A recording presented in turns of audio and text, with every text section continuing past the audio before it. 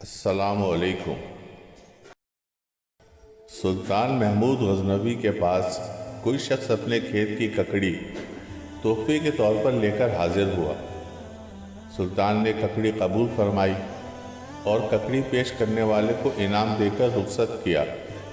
اس کے جانے کے بعد ایک پھانک کاٹ کر ایاز کو عطا فرمائی۔ ایاز وہ تمام پھانک مزے لے لے کر کھا گیا۔ پھر سلطان نے دوسری پھانک کاٹی اور خود کھانے لگا، مگر فوراً تھوک دی۔ وہ اتنی کڑوی تھی کہ زبان پہ رکھنا بھی مشکل تھا۔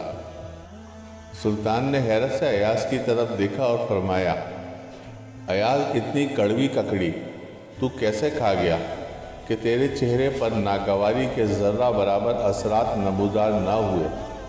ایاز نے عرض کیا، حضور، ککڑی واقعی بہت کڑوی تھی۔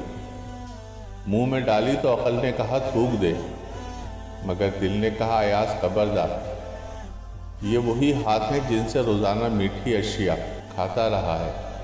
اگر ایک دن کڑوی چیز ملے گی تو کیا تھوک دے گا؟ اس لیے کھا گیا۔ دوستو، اگر آپ کو ویڈیوز اچھی لگتی ہیں تو پلیز اس کو لائک، شیئر اور سبسکرائب کریں۔